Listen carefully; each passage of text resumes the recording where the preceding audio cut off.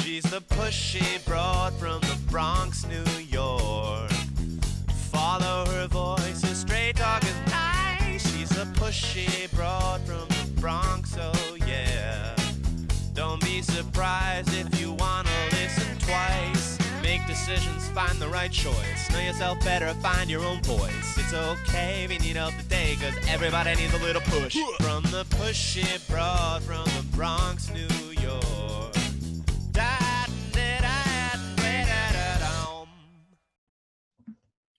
Welcome, Transformation Talk Radio listeners. My name is Ellen Stewart, and I am the Pushy Broad from the Bronx. This is my podcast radio show on Transformation Talk Radio called Women Who Push for More.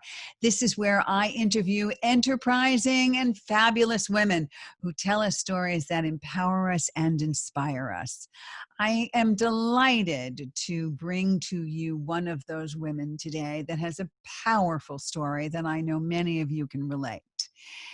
Please, Transformation Talk Radio listeners and women who push for more, join me in welcoming Johana Desir.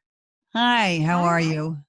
Hi, Ellen. I'm good. How are you? Thanks for having me. I am so glad to see you. You were actually, I was given your name through a mutual friend of ours, Sarah Stewart, who was on my show a couple of weeks ago, a colleague, a friend, and an author of some wonderful nonfiction. And she said to me after the interview was done, you have to interview my friend Johana. You have to do that. Oh. And I immediately called you and said, I have to hear your story. No, that was interesting. I love Sarah. I watch your podcast and I watch her interview, and it was an honor for her to tell you that. And here we are. And here we are. And the first thing that I loved about you is that you live in Franklin, Tennessee. How long have you been there? In the area, 13 years, moved from Brooklyn, New York in 2007 and made the move with my husband and at the time our 6-year-old to Middle Tennessee. So it was a culture shock to say the least, but I love it now. Well, that's the other thing I noticed about you. You had a 718 area code, and I said, this is a Brooklyn girl. What is she doing in Franklin, Tennessee? And I really love Tennessee because I worked for 8 years for a Nashville company that I absolutely adore, and I love the people of Tennessee. So those are two places that are close to my heart. And even though I'm the pushy broad from the Bronx, we still love Brooklyn girls too. We do. I get it. But I have some good Bronx friends too, and here we are, Brooklyn and Nashville. So that's correct. That's right. So tell me a little bit about your background. Let's start from the beginning. Where is your family come from? Where were you born? And tell me about your childhood a little bit. Absolutely. Well, I was born and raised in Port-au-Prince, Haiti. My mom was a single mom at 19 in Haiti. So add that as different, as hard as it is in the States to be a single mom at 19, imagine it 10 times worse in Port-au-Prince, Haiti. But that was my first example of a pushy broad woman who pushed for more. I had one of the best childhood in Haiti. I went to some of the best schools. I didn't, in my mind, I didn't lack anything. I didn't realize I was in Haiti until really I came here to the States. And I was, shocked at the view of Haiti because she created a very good cocoon for me where I thrive. I had friends and I went to school and whatnot. So now I really appreciate what she did for me and how she raised me, given, where Haiti was and where Haiti is. So she's my first hero and my, motivation for pushing for more. You are not the only one that has said to me that with strong mothers come strong daughters. Yeah. And was she ever the best example? And that's the reason why I do what I do, and I push for women's voice, for Haitian women's voice, for Black women's voice. And I'm raising a 19-year-old daughter. So now I can only wish and hope to pass on the baton to her. So you said that mom took you to the United States. About how old were you when you came here? When I came here, so my dad actually came back into the picture around 11, when I was 11, and he was already married here in the state with my stepmom and another woman who pushed for more. And even though I was the outside child, she told my dad that Johanna's coming too. And so when she got the green card going for her own daughter who was born in Haiti, she was like, she's coming as well. So I say I have an amazing bonus mom. And so I came here, I was 12, and we lived in Orlando. There's six of us in a two-bedroom apartment. And another example, like I said, of women who push for more was my stepmom, all of us, raising all of us while my dad worked to make sure put food on the table. She loved me like I was her own. So That's yeah. marvelous. You mentioned that your mother protected you and shielded you down in Port-au-Prince because of what the world thought of Haiti. Explain that to me a little bit. What was that about? Yeah, I think so. I think she, not having grown up with much in a province outside of Port-au-Prince. So when she came to Port-au-Prince, and she had me. The thing she gave me, I went to an all Catholic private school in Haiti. We had a driver who drove me to and from school. She worked at the now actually crumbled General Hospital in Port-au-Prince. She was an administrator there. I think during the earthquake, it was one of the big ones that crashed. She was administrator there. I would go to, hospital parties with her. I mean, I never understood, I never grew up with the concept of how bad the poverty and all of that, because, we were blessed enough and she worked hard enough to make sure that I had a normal childhood. So you came here when you were about 12. Yes. And tell me about growing up. Tell me, what happened? You were a Brooklyn gal, or you said you were in Orlando Well, for a little we while, lived and in then what Orlando happened? for we lived in Orlando for 2 years. And when my mom herself now came, because again, a pushy broad, a woman who pushed for more, I was her only child at the time. So there's no way she was going to be away from me for too long. So she came, and after 6 months, she came and got me in Orlando. And she told my dad, thank you, we appreciate everything, but I'm going to take my baby with me to Brooklyn. And so, it was struggle. I think I experienced struggling living with a single mom in Brooklyn, New York, and seeing her take any job she could to feed her daughter. She then subsequently had my brother with my stepfather. And again, she worked hard to put a roof over her head to make sure we were in the good part of town. And so and like the strong young girl I was, I helped raise my brothers while she went to work and worked 2, 3 jobs, maintaining good grades.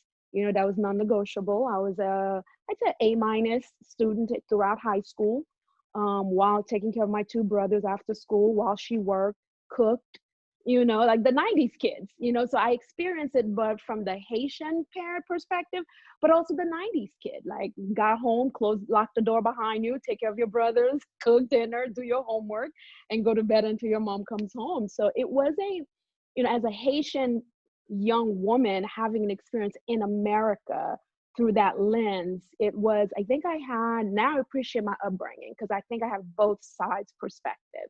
The growing up in Brooklyn as a Black kid, but the Haitian as well in us. We lived together, took care of each other, and strive for more. I think that's what helped me stay out of trouble. My friends were skipping school. I was like, oh, I couldn't. My mom would whoop my butt if I did that, and I knew I needed to make her proud because I saw how hard she was working. Yes, and I think it's not only Haitian principles or Brooklyn principles, Right. it was your mother's principles and It even your was. dad's principles as well. Yeah, so we're going to credit mom. That's what we're going to do. Because no Yeah, matter where you're from, if you didn't come up with no matter where you're from, you don't always have to be raised with those kinds of principles. And you had that. that's true. Were there any difficulties growing up for you? Any trouble situations? No, I was a really good kid. I think navigating the world of the 2 years I live in Orlando, my dad, I'll never forget it when we got off that Pan Am flight. My dad was a professor in Haiti. And then he came here in America and he was a maintenance man at Disney. And that's actually how he retired. And I remember him telling me, education is your meal ticket in this country. And he instilled in us to immerse ourselves in the culture really quickly, learn English, become one with the culture, and take on every opportunity that was given to you. And so when I moved with my mom in Brooklyn, I still heard that voice in my head. And so I was, if any struggle was more navigating peer pressure, in Brooklyn in the 90s, the rap era and all of that. And I went to a, kind of really rough school in a rough part of town. And so maintaining who I was, maintaining, doing the right thing when everybody else around you was doing the wrong thing, especially in that early 90s, 92, 93, 94 time. And so the struggle was balancing the responsibility of not letting my parents down with peer pressure, because I was 14, 15, 16. It was the time to do whatever I wanted and live life. But here I am, I was more responsible about, okay, I got to go pick up my brothers at daycare. I got to take them home. I got to feed them. I got to do homework. So if there was a struggle, my childhood between 14 through about 18 didn't look like normal. I had almost adult-like responsibility, not because my mom put it on me, but because I wanted to be that help for her because she was doing so much for us. It's very interesting that you said that, because many kids that age, between 14 and 18, the most vulnerable, certainly the most impressionable ages, Yes. and the greatest chance for serious danger to happen to Yes. them, quite Yeah. honestly. And it was all around me. It was all around me. And, it was by my mom's, credit to my mother and by the grace of God that I was able to maintain, and just knew the goal. I knew the objective. I knew the goal. I graduated high school in the top 25 of my class. I got a partial scholarship to Iona. So all those things, were big for, it was a first in the family, and again, I credit my mom because even though all those things were happening around me, during the time, like the riots were coming on and there was a lot of racial tension and whatnot, she managed to keep my eye on the prize. And so, I credit my mom for that. Do you remember some of the things that she said to help you do that? Um, she led by example. In Haitian household, mothers and parents don't talk, like have sit down talk a lot. They lead by example. Like there's not, I remember my mom telling me I love you, all the time, but there's this thing in the Haitian culture where they say, yeah, Haitian parents don't say I love you too much. The way they say I love you is by a roof over your head. They work 2 jobs, they put clothes on your back, they get, and so she was busy working. So her way of telling me that I can be better, I can do better, was her doing better, and so it was her example. And I loved her dearly, and I still do. I love my mom a lot. And so there's this thing of not wanting to hurt her and not wanting to not please her. So it drove me to do better. So it wasn't something in particular, it was just the way she lived her life.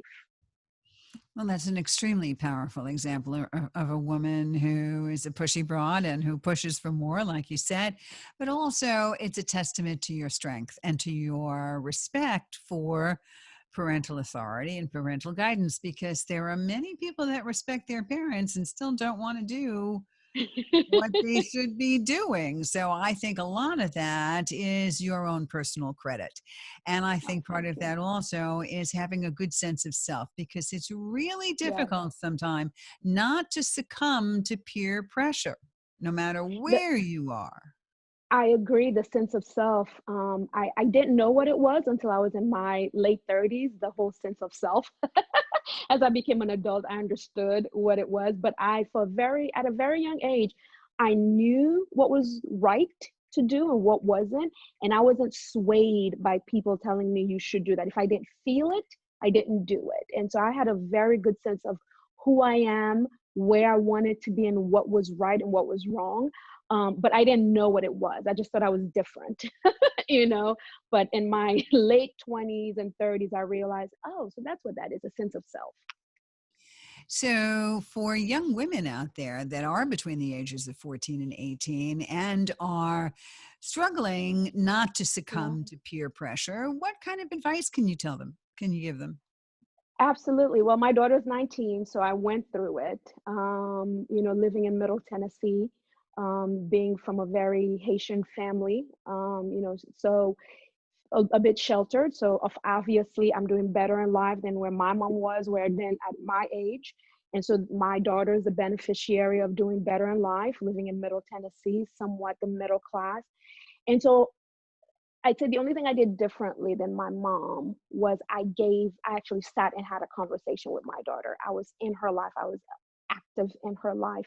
I listened to her, and I also gave her advice on, you're a young woman, here's what you want to do, so on and so forth. So if I had to give advice to between 14 and 18-year-old going through stuff right now, seeing it from the eyes of what my daughter went through. First, I empathize because it's really hard out there for them at that age because so much is trying to grab their attention, and peer pressure and just so many things in the world grabbing their attention. Definitely find your why, find who you are, and be unwavering about it, because things will change, things will come and go, even friends will come and go. Your feelings go up and down. Your feelings are not to be trusted. But what is to be trusted is to ground yourself in a set of principles that don't change. There are a certain set of values and principles that won't change, whether you're 14, 18, 20, 28. And so find what those are, lean into your parents, lean into, like, if you have a good relationship with your mother, and find what those are. And sometimes when you stand up for those principles, it's not going to feel good in the moment. You may feel weird, you may be an outcast, but know that there's a vibe out there that's going to catch, there's a good karma out there that's going to catch those stuff that you did, that step that you took, and it's going to come back to you tenfold. And stay on that. Don't things change, people change, vibe change, circumstances change, fashion change, technology improves and changes. What doesn't change is who you remain to be. Be true to yourself. Perfect. That's really, really great advice, especially like you said today, how fast and how quick things move around.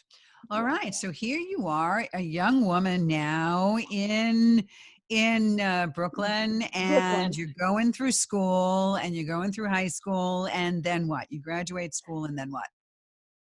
So I graduated school. I accepted the scholarship for Iona. It was a culture shock. So Iona is in New Rochelle.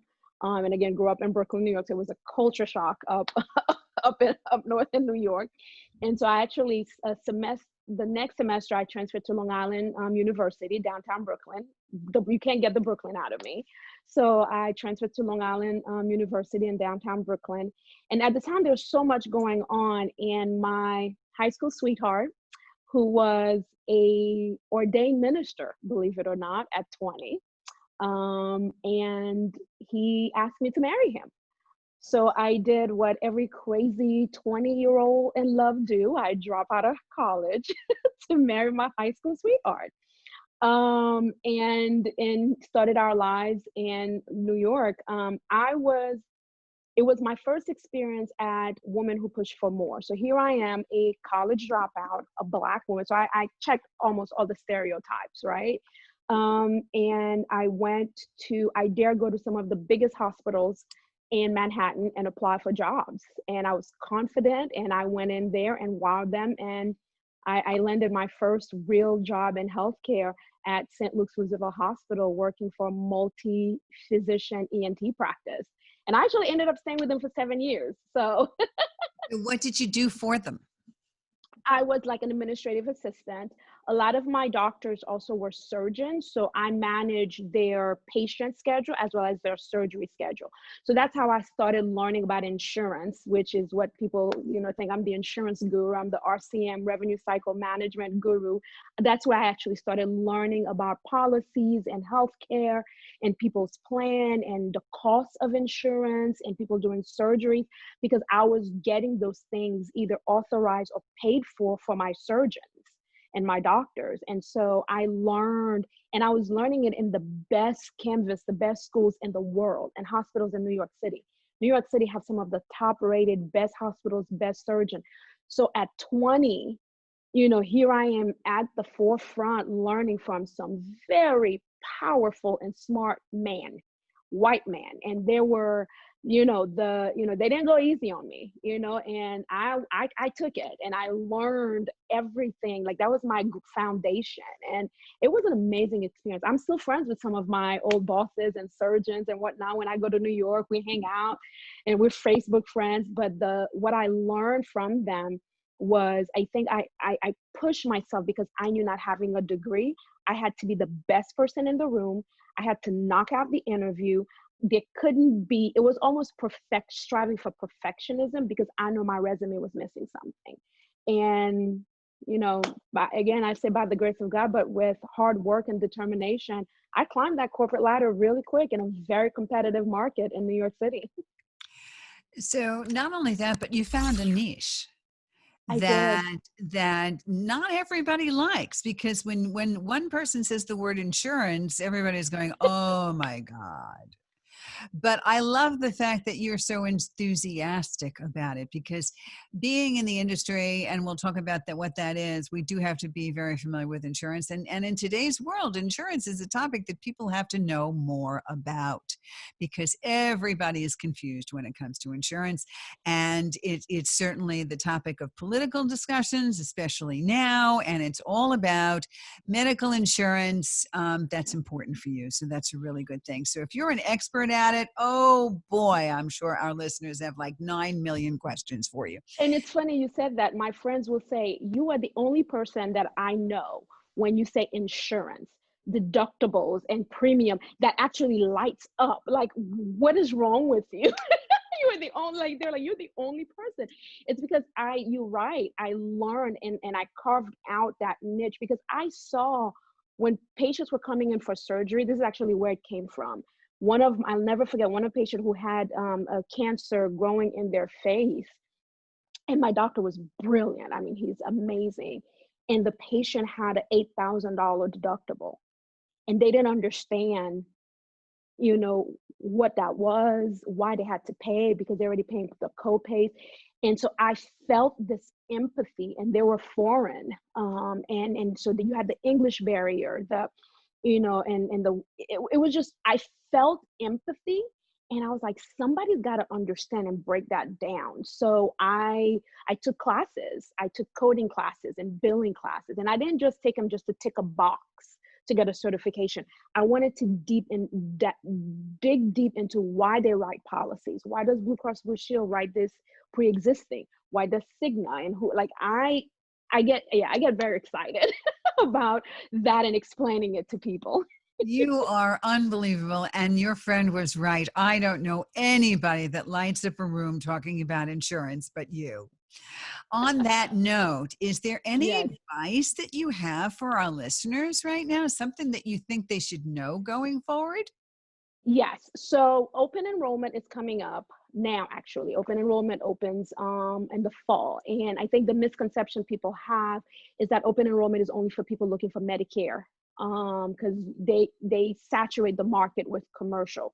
Open enrollment is also for if you're working with an employer and you have a group plan, and they're changing group plan, because they usually do that during that time, because the employer group is looking to shop what's best for them and cost them less money to cover those lives. Get to know what policies they're buying, because a lot of people, they've been at their job forever. Oh, I've had this insurance forever. And then their deductibles and copays have changed 5 different times. And they're like, wait, what? My deductible, so $500 more now? I thought. So definitely find out if your employer is switching plans. Find out if the plan excludes stuff, pre-existing, depending on what happens politically, may come back, may not come back. There's waiting period pre-existing, and then there's still some diagnosis pre-existing, even with Obamacare. And so you have some, chronic diagnoses that are still not covered, because the payer is looking at it from, I'm not going to keep paying $30,000 for you to keep getting this chemo drug or this infusion drug. They put that diagnosis and they slip that in the policy that they rewrite. And then all of a sudden now what was covered a year ago is now not covered. So really do, my consulting, that's one of the things, branch of my consulting I do So my consulting is twofold. I work with the facilities in the hospitals, but I also offer help to patients and family members, people looking for, hey, I have a policy I don't understand. So definitely do your own research, even if you have a group plan through your job. Ask to see what the policy covers. Ask to see if there's any exclusion. So that's the advice that I would give people who are listening, especially if you are insured through your job. And if you are insured through your job and you find that the policy is lacking in some way, can you as an individual supplement that insurance in any way? Yes, you can. You can. You definitely can supplement these on the open market with the Affordable Care Act. Now, the thing is, it just costs you double now because now you're paying technically two premium. What's coming out of your paycheck through your job and what you're not paying out of pocket for the supplement for what is not covered. So yes, if you are, that person who could afford to do that, but you have a care that you need that your plan through your job is not covering, then definitely do that. But most people can't. And so they end up paying out of pocket. And even that, if you have to pay out of pocket, a lot of those doctors, those private doctors, don't be afraid to negotiate with them. Because I'm in the industry, I've had services that were not covered under my policy. And I was like, so listen, I know it's going to take you 90 days to get paid on this to make $1,000. How about I give you $600 up front to do this, simple biopsy and call it as paid in full.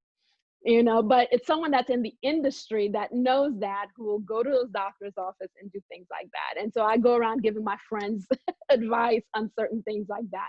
So yes, you definitely can supplement, but look at the cost, to see which one is better. And sometimes if you've been with your doctor for years, like I just saw a dermatologist and I was like, you know what, you don't have to file my insurance. It's $150 for the visit here. So I negotiate. I was like, it's 150. What if I pay you 110? Call it payment paid in full, because they don't want to go through the cycle, which is what my consulting is, revenue cycle. Going through the cycle takes longer and that cost stays on their books. So any physician wants to get that cycle closed sooner than later. So definitely what negotiate. you're saying is, so negotiation is possible and sometimes benefits you and Yes. benefits your provider. Yes, absolutely. Okay, that's stellar. So here I can't believe it. The first time, and I don't even know how long, I am sitting in front of a woman who's excited about insurance and has made a career of it. So continuing on, here you are, you found your niche, right? You found your niche. You're able to move up in the world, not only as a woman, which is difficult in the insurance industry. I know, I used to work for New York Life, writing insurance manuals. I get that. I spent 8 months. I couldn't have spent a day longer. I ran from it. I couldn't have spent a day longer. This must have been right up your alley. But nevertheless, I understood it was difficult, not only being a woman, but then again, being a Black woman as well, correct? Yes, very difficult being, climbing the corporate ladder as a Black woman. I think I experienced a little bit more of the difficulties when I moved here, of course, to the South. When I moved to Nashville, New York was more, again, it was a matter, and that's why I love New Yorkers. It's a matter, can you do the job? You got tough skin. You can get, like I said, all of my bosses, surgeons, were top male in their field. And some of them were like top rated right now in New York, have office in Park Avenue. I have office on the Upper West Side near Columbia University. So they were not taking it easy on a 23-year-old. Like, you said yes to this job, earn it. And I worked hard and I learned to put that tough skin. Yes, I knew I was a Black woman climbing the corporate ladders and working with those doctors, but I think it wasn't one until I came here and started working in the call center mindset of big corporations that I realized, oh, this is a whole different ball game.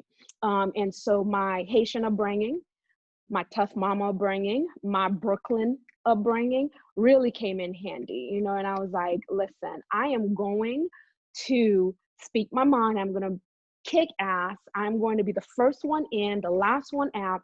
And I remember telling my very first C-level immediate hire, he was a COO. And I remember he asked me a question one day and I didn't know the answer in the substance use disorder world, because it was my first time in it. And I remember telling him, This is the first and last time you're going to ask me a question on this topic and I won't know about it. I am going to become an expert at it. And true enough, knocked it out of the park. I went to classes. I sat in classes where master's social worker people were sitting. LPS, LCSW, LPC were sitting. I told him, I was like, if you have the time and the money to invest in me, I will not disappoint you. And he did. He did. And I realized that I had to step out of my comfort zone and not feel like because I didn't have a degree at the time that I could be limited. If someone was willing to take a chance on me, I was going to step up to the plate and knock it out. And he did, and I did. And so my career just kept growing from that. I think within 4 months of being, you know, an insurance girl, I became a supervisor there and then a manager. And then, you know, I turned the department around and really brought RCM. We brought, you know, the billing in-house and realized, oh, we could do that in-house, partnered with other managers in different departments, learned the marketing side of it, because once you know how a payer is paying and you understand the policies and the plans and the groups, you know, and when I say group, I mean, for example, GM is a group sponsored policy. They offer Blue Cross Blue Shield of Michigan. So once I learn about Blue Cross Blue Shield of Michigan, I then learn about GM. I learned why are they writing certain policy? Why do they cover certain policy? And I took that information now to my bosses. I was like, hey, if you really want to help people in substance use disorder, go to the EAPs, go to GM and say, here's how many of your patients have come to me so far with this disease. Here's what my treatment do. And it was brand new in the substance use industry. It was brand new doing that. I was a little secret weapon. Certainly innovative, and certainly the beginnings of really making that care affordable to large companies, to workers in those companies, and having EAPs, which is what we know as employee assistance professionals, program, helping those people get the treatment they deserve. Correct. All right, correct. So let's back it up a minute, Sure. and let's talk about your beginnings, because you had a shift. How did you go from where you were in insurance and putting that to use and going forward to pivoting to the substance abuse field? Tell us a little bit about that. Sure. So when I moved to Nashville, everyone was like, because I worked in 2 of the major hospitals in New York City, everybody was like, well, Vanderbilt is the big hospital here in Middle Tennessee. So apply for a job at Vanderbilt. Being a woman who strived for more, who knew there was something more in me I wanted to give, I worked there, to be honest, for 8 months, and I couldn't do it anymore because it was a lot of, you know, bureaucracy and, you know, all of that. And I wanted to be more, make an impact on the individual patient. You know, like I really wanted to be there for the patient and walk them through their surgery, walk them through whatever. So I applied for a job, Foundations Recovery Network. This is where we met Miss Sarah Stewart. This is how we met. Posted a job with literally saying they need somebody who's an expert in insurance, who could understand policies, talk to patients about deductibles and copay. It was like the job had my picture on it. I was like, really? So I applied and I took the job. And I just climbed the corporate, you know, that's how I ended up there. I didn't have any experience in it. To be honest with you, I didn't even understand what mental health issue was. I remember my boss in the interview had to flip the back of his insurance card and show me the phone number to Magellan. And he was like, you know, instead of calling the surgeries, you call Magellan for authorizations. I was like, oh, that's what that number is. I never paid attention to it. And I dig deep and learned. I got as I was in the job talking about how I pivot, I realized I didn't have the experience and I didn't have the degree.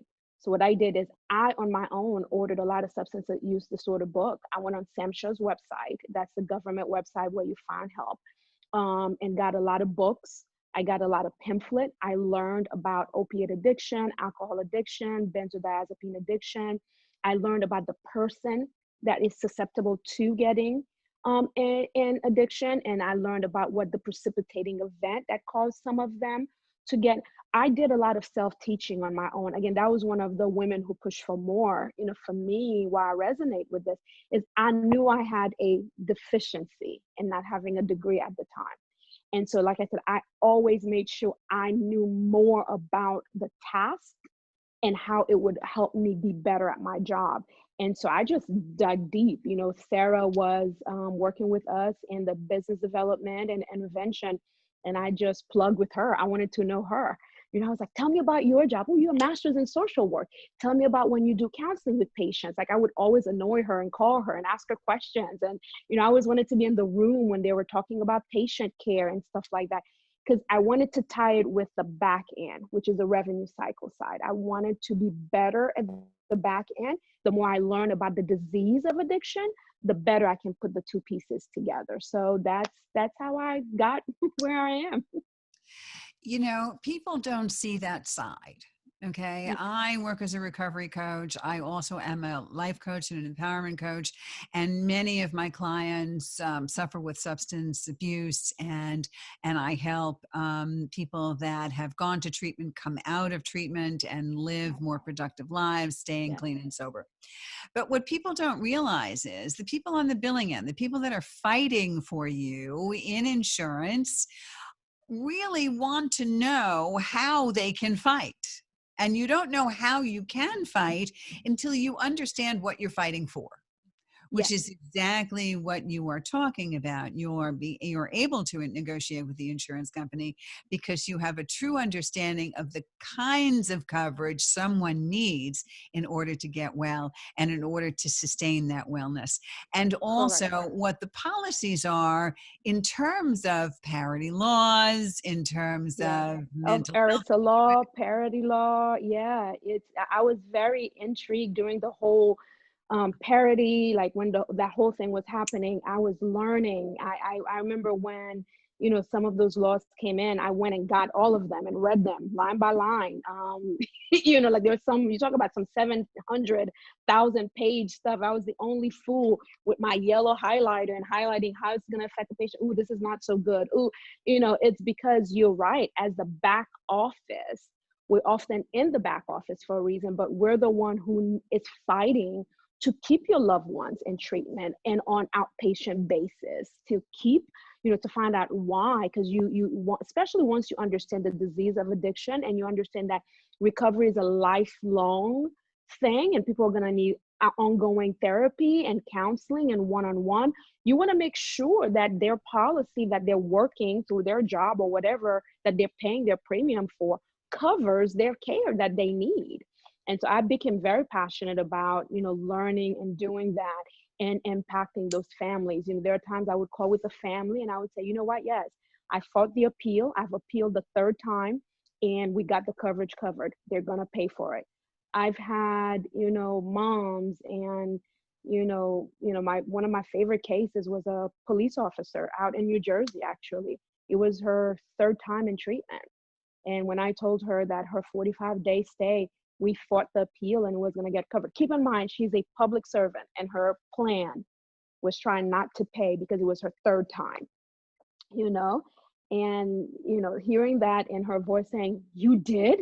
She's like, oh my gosh, like that was job satisfaction for me. Like my boss could have given me whatever, it wouldn't have mattered than hearing the satisfaction on her voice that she wouldn't be responsible for thousands of dollars in treatment. Especially since today's 30 or 45-day treatment is thousands upon thousands of dollars. For some people, the cost of a small home sometimes, or Yes. stuff that people have to take personal loans out for that take 10 and 15 years to repay. So the cost of treatment is enormous. And the fact that you can turn around and negotiate and be the helping force is something that people will remember and thank you for the rest of their lives. Yes. And that is a marvelous Yes, thing. So it what is. you really do has a tremendous meaning and has given you so much personal joy that you are now moving into an exciting project of your own. And I'd like you to tell us about that, please. Yes. So after 10 years of being in the back office and working with the boys, telling them this is how it should look and working and whatnot.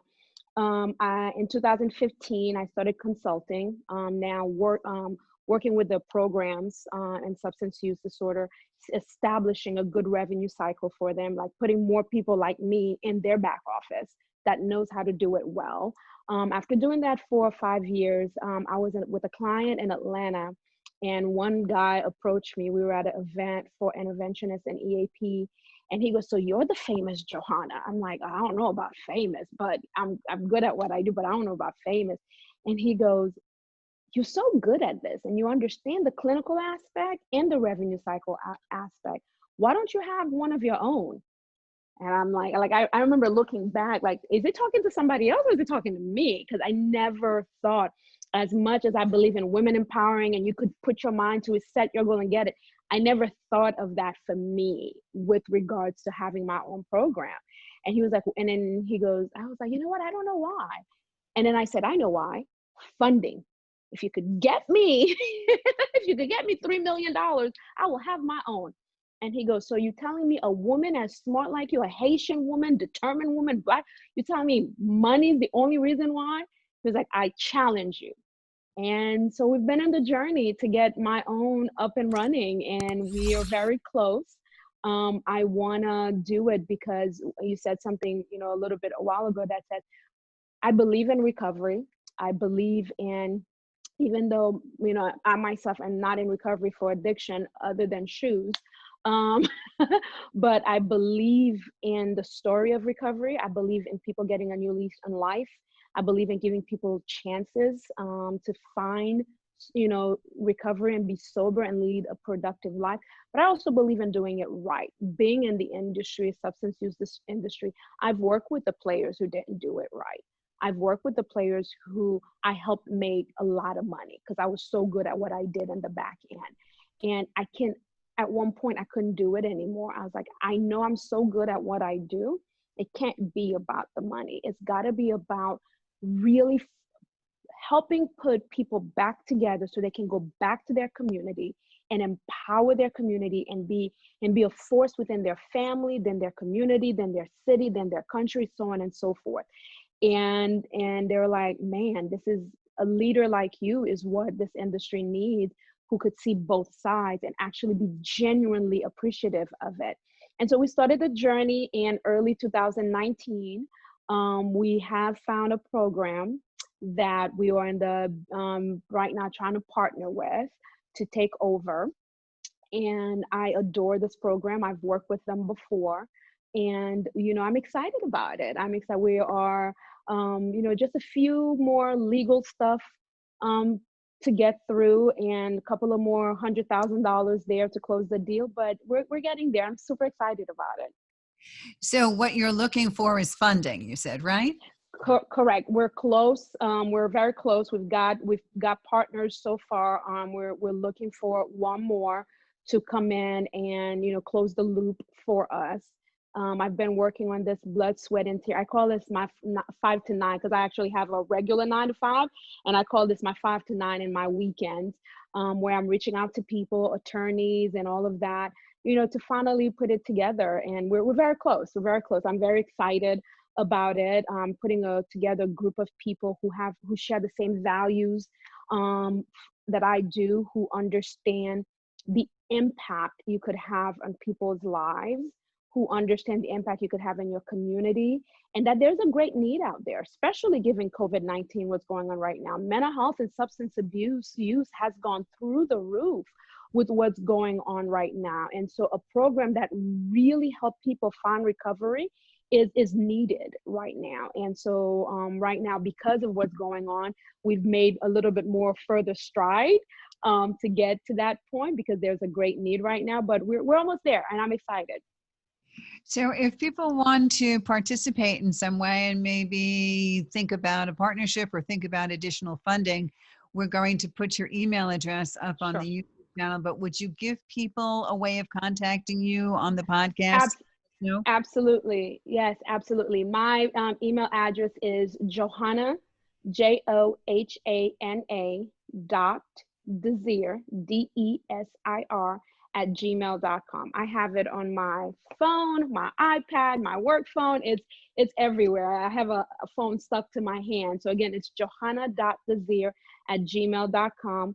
Like I said, we still have room for one more partner to come in and really help us close this deal. But we found, like I said, we've identified the program already. We've gone through the vetting process, both sides, both attorneys. And so we, like I said, we've done all of that legal stuff going. We're just very close. And so I'm super excited about the next journey of putting together a program that is close to my heart. That's absolutely marvelous, to follow your passions and to move forward. And are you treating it's adolescents and adults or just adults?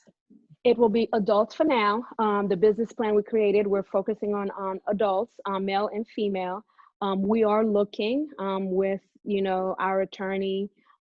He's also have some background in that field as well. We're putting, currently right now, we're doing some market research to look at the two things, to look at the adolescent population and to look at the African American population, focusing on African American, mental health and substance abuse is ravaging that community as well, but there's not a lot of resource. And then there's still a huge stigma for African American people to reach out for help.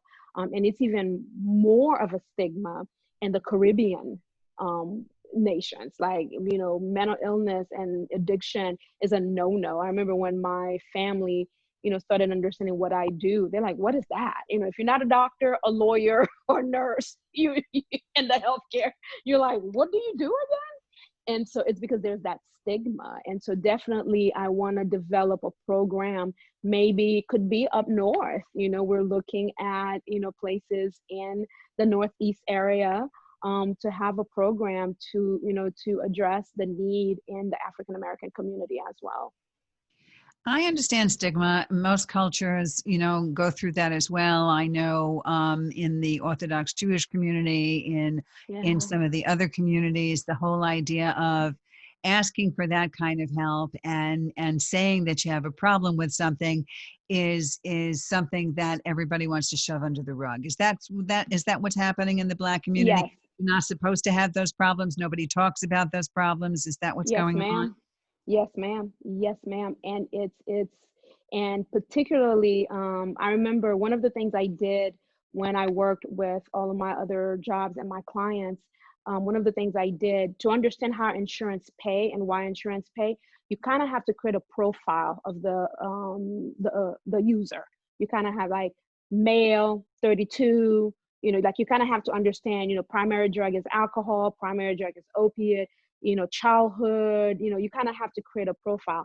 And being a little bit of SVU, law and order SVU detective that I am in my mind, I started creating a profile of white male, female, young, Black male, Black female, education, background, even down to their genealogy, like great uncle, trauma. So I started creating a profile of the user coming in when you do their assessment, because again, in the beginning was so I could talk to the insurance company. So I can say, this is why you need to pay for the 23-year-old who got into a motorcycle accident, was giving prescription, Oxycontin, and now he's using heroin. Here's what. So I had to kind of create that profile because that's how the insurance companies talk to you. But now I took that same format and now use it on the front end to now understand, how do we get to them before that we need to get in the back? Like, how do I found the 23-year-old who was raised into, a loving home? What triggered him to get, on opiate and heroin? What about the 23-year-old cheerleader or the 45-year-old Black male who's, working 2 jobs to support his wife and, life is hard. So I started creating profile. And so I kept all of those research. And like I said, when I started talking about doing my own thing and I met with some of my partners and talked with our attorneys, they're like, my goodness, like you really are passionate about this. Like, good grief. Like you really took insurance to a whole new level. But you took it to a personal level, and that's what it is. People do not see it on a personal level. And neither does insurance. Insurance doesn't see the person, right? Like you Yeah, said, the 45-year-old man who has two children, or the 23-year-old who's that's trying to right. make ends meet and maybe trying to go to school and whatever, or Correct. struggling through whatever they're struggling through. You take it to the personal level, which is why insurance has to go in that direction, because it's not, as much as we have to have standards, we have to have standards that fit the individual. So, Correct. in terms of the patterns that you see, is there any kind of general patterns you're seeing in Black America in terms of how this is going? I mean, how substance abuse in the country is going, and the kind of patterns that you see? Can you speak to that? Sure, absolutely. It starts with young male, at around the 18 to 25-year-old. And of course, the pattern is they don't have a male role model in their lives. You know, my two brothers are an example of that, and they both have legal issues. You know, my mom was a single mom raising the three of us, and, you know, I was the oldest, so, you know, I kind of had that standard bearer. But because of the lack of that male influence, they found it out there in their friends.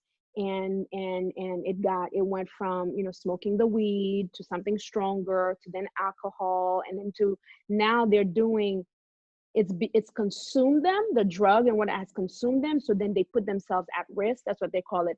They call it, there's a person, I think it's the number 6 dimension on the ASAM, the American Society of Addiction Medicine's criteria for people getting into addiction.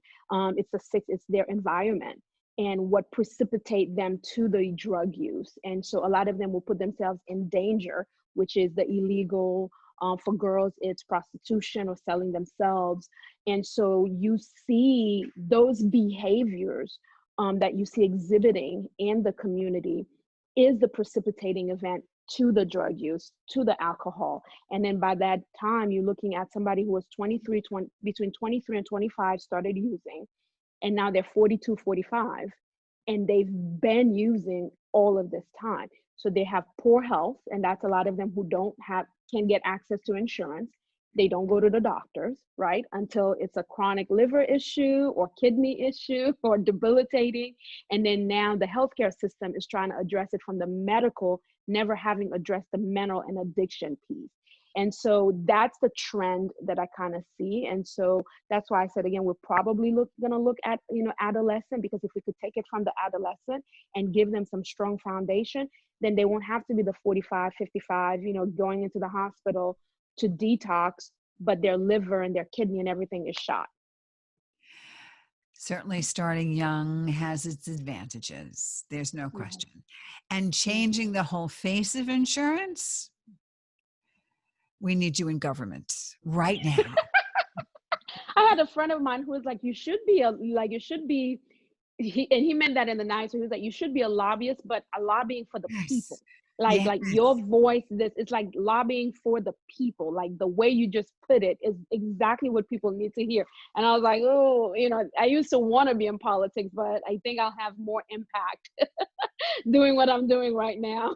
Well, no matter what, you make it extremely passionate and personal, and it bridges the gap. I mean, I haven't heard anything on both sides of the aisle that comes close Yeah, to how you can literally game change the yeah, insurance industry in a way that can be effective for everyone. And you know, it's amazing what you said, and I know that whatever you put your mind to, you will succeed at, especially oh, this. thank you. So please keep me posted and keep us posted I as when will. this project is coming to fruition, for sure. I will. And I'm sure it'll be the first of many, because I'm sure will not only be one, but maybe a series Yes. of things as time goes on, because this certainly is where your heart is, for sure. It definitely is. I say it's I joke that I was blessed with only one child, my precious little rainbow baby. And I said, I think it's because God wanted to give me this as my next child to really impact other people's children and other people's loved one and other people's husbands and wives and whatnot. And so I'm all in. This is my calling. I'm all in. That's fantastic. So I want you to leave us with some Sure. words of wisdom for the Black women out there, for women in general, about being a pushy broad, because as I said, my definition, my backronym for the word pushy is powerful, unafraid, self-aware, hardworking, young at heart female. Do you identify with being a pushy broad, Johana?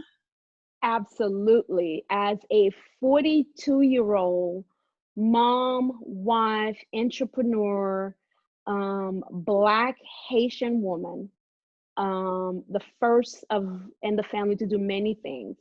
I definitely am a pushy broad. I am unapologetic about my voice and how to use it. I stand for truth, righteousness, how to do it right. I empower women.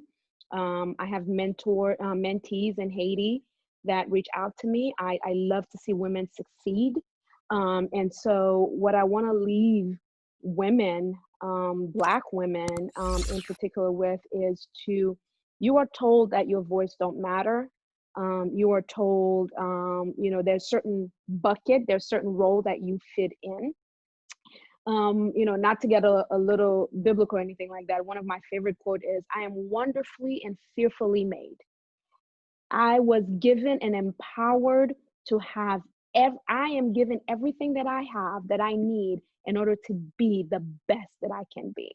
And so if God has given you all of those, who is man to tell you that you can't use what was already gifted to you by the gift of grace? And so I said, you just got to tap into that, follow your true compass, know who you are, know what you stand on, don't compromise, because there is a little girl, even a little boy out there that the gift you have in you is going to change their life. There's someone right now I believe in all my heart, in their depth of addiction right now, who is in despair, that somehow our roads is going to collide and they're going to end up in my program. And they're going to say, I've been waiting for this. And that's what drives me, is because there is somebody out there waiting for me to take that first step. It's not easy. It's not easy. I'm overcoming a lot, but it's definitely going to be worth it. I really believe that. Johana Desir, thank you so much for being on my show, Women Who Push for More. Ellen, thank you so very much for having me. It was a pleasure being here. I've now watched all your podcasts yesterday. That's what I did all day yesterday. Watch your podcast. I'm inspired by the women you've had, and it's truly been an honor to consider me and now for me to be on your podcast. So thank you so much for what you do. I appreciate it. This is Ellen Stewart, the Pushy Broad from the Bronx, saying thanks for listening, and remember, everybody needs a little push. From the pushy broad from the Bronx, New York.